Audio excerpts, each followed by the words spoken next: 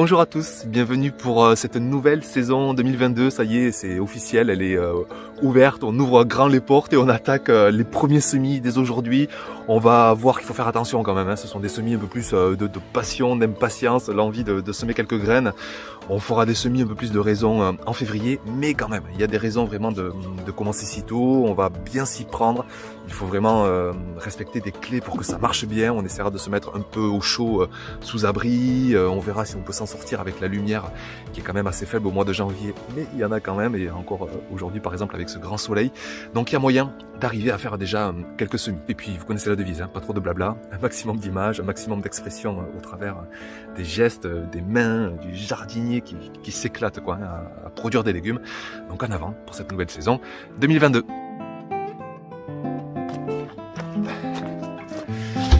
Alors ça, ce sont mes plans de travail que j'ai dans la serre pendant tout le printemps pour faire mes semis. Je les enlève après pour passer toute la serre en culture pendant tout l'été, pendant tout l'automne, pendant tout l'hiver même. Et là, bien ça y est, hein, les saisons passent, on recommence une nouvelle saison. Donc on va réinstaller les plans de travail pour pouvoir bien semer tranquillement, bien travailler dans la serre. Allez, c'est parti!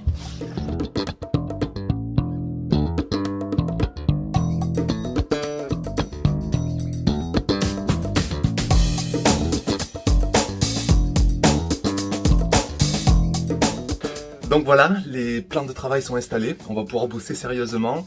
Il y a encore, vous avez vu, ce sont des laitues, des salades, des scaroles de la saison dernière. Hein. Comme ça jointe un petit peu les deux saisons, c'est génial.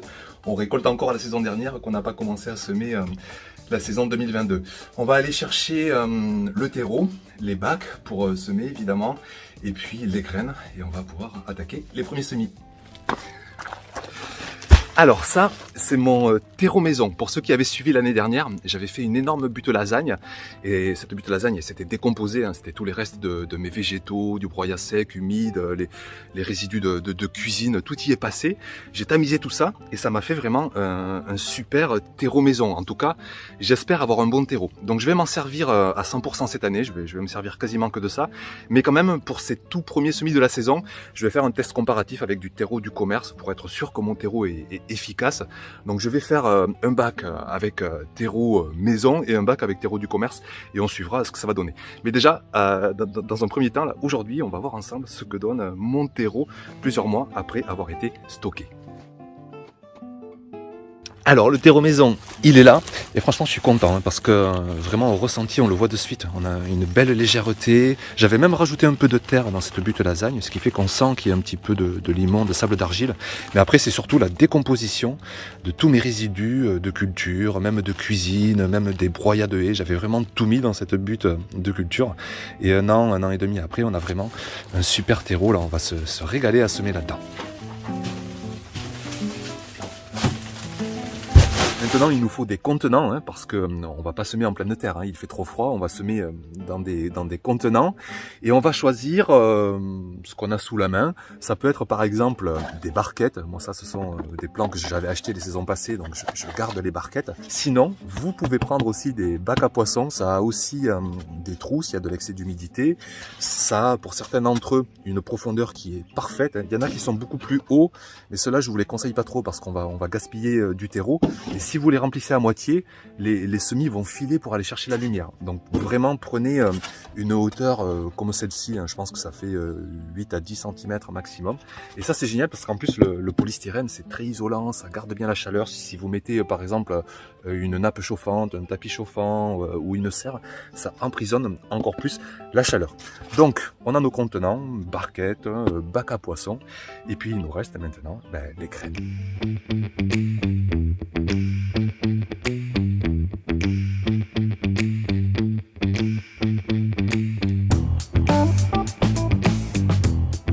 Alors on attaque, c'est parti, avec un premier semis, ça va être les poireaux. Vous voyez qu'on peut les semer à partir de février, donc allez, janvier dans le sud de la France, ce sont des poireaux d'été. On va pouvoir les récolter en été aussi durant tout l'automne. Les poireaux, c'est la première fois que je pars du semis, parce que d'habitude, je me dépannais avec des plantules que j'allais acheter aux producteurs du coin ou en jardinerie. C'est plus facile, hein, c'est plus pratique, mais là j'ai envie de découvrir de nouvelles variétés, j'ai envie de découvrir de nouveaux gestes, hein, de maîtriser la culture de la graine jusqu'à la récolte. Donc on va attaquer dès aujourd'hui ce semis de poireaux. On va se mettre dans la serre pour semer, mais après je vais amener les barquettes en intérieur, dans la maison, bien au chaud. Il fait entre 15 la nuit, 20 degrés la journée, donc ça va germer beaucoup plus rapidement que dans la serre. Mais par contre, une fois que ça aura germé, et bien là je vais ressortir les barquettes à l'extérieur sous abri froid, juste hors gel, hein. Il y aura un chauffage qui déclenche si jamais il fait très très froid. Mais comme ça, l'avantage c'est qu'ils auront un maximum de lumière, une température quand même correcte pendant la journée. Et les semis qu'on va voir, sitôt que ça germe, il faut vraiment de la lumière avant tout. Donc on se mettra dans un premier temps souvent au chaud en intérieur pour faire germer. Et puis après, vous verrez que j'en sortirai un bon nombre dans la serre pour leur procurer un maximum de lumière.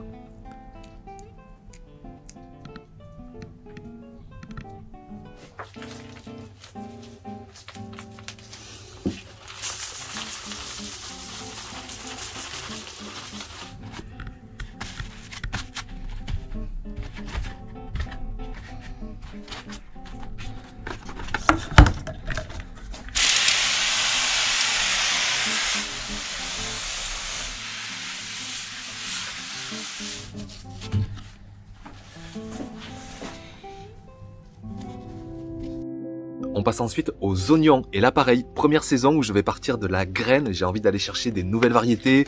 L'oignon doux de Sitou, l'oignon rose d'Armorique, des variétés que j'ai jamais essayées. Il faut partir du semis pour les cultiver. Et là pareil, on va les faire dans des contenants. On va les mettre au chaud pour les faire germer.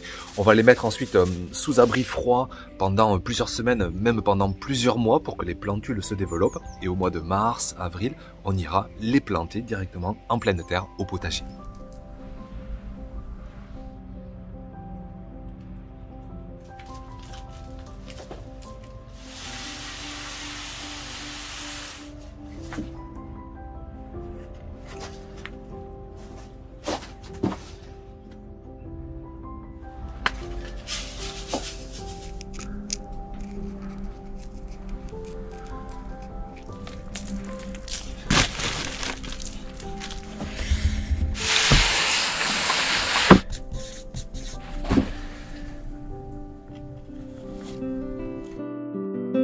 Maintenant, on passe au premier semis de laitue de la saison. Vous voyez que j'ai encore celle de 2021 dans la serre. Il a fait des gels à moins 3, moins 4 degrés. Elles n'ont pas bougé. C'est vraiment une culture qui est coriace, qui résiste au gel. Donc je vais pouvoir attaquer dès ce mois de janvier. Les semis de laitue, par contre, ce qu'il faut savoir, c'est que ça déteste l'excès de chaleur et le manque de lumière. Donc je vais les mettre à germer quand même dans la maison, toujours dans ma véranda. Mais sitôt que ça va germer, je vais mettre mes contenants dans la serre. Comme ça, il fera moins chaud et il y aura beaucoup plus de lumière. Elles vont se régaler, elles vont grandir tout doucement. Je vais les repiquer en godets individuels. Et puis à partir du mois de mars, si j'ai les plants qui sont bien prêts, je vais commencer à les planter en extérieur. Si vraiment il y a des gros gels annoncés, je mettrai des abris, des petites cloches en plastique, des culots de bouteille ou un petit tunnel.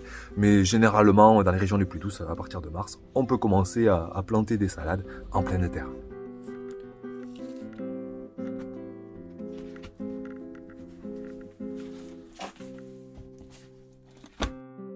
Alors maintenant, je vais semer quelques petits pois. Vous voyez qu'on peut les semer à partir de janvier. Quelques mange-tout, quelques fèves. Alors après, franchement, ce sont des cultures qu'on peut semer en pleine terre dès le mois de février, le mois de mars.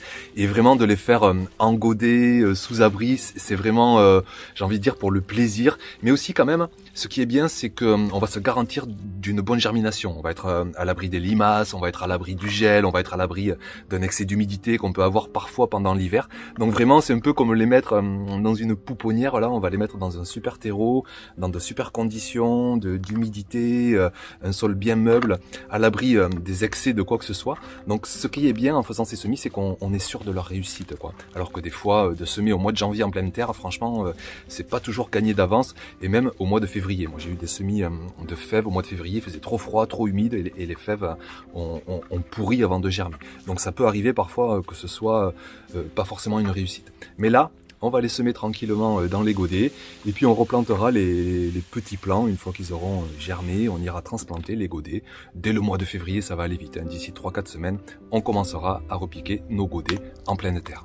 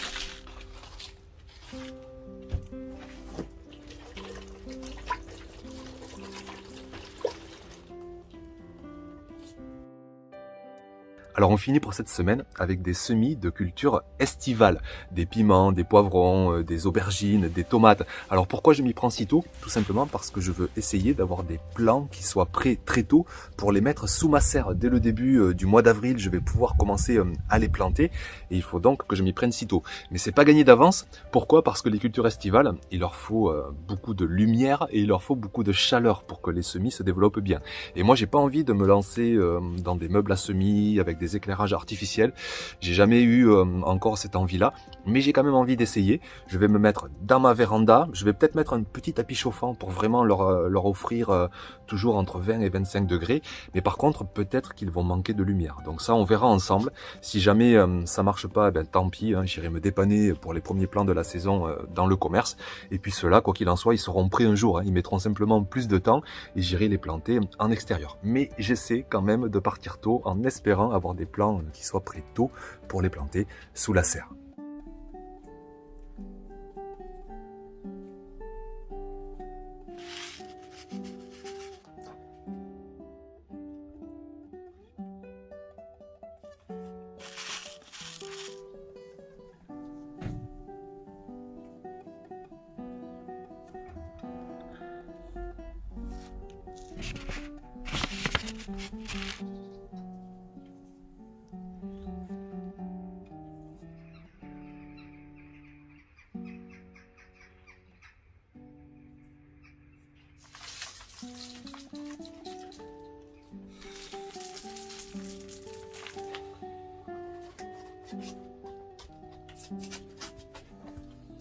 Donc voilà pour cette première vidéo, pour ces tout premiers semis de la saison. Pensez bien, si vous les faites chez vous, à maintenir vraiment des bonnes conditions de température et puis surtout de lumière par la suite.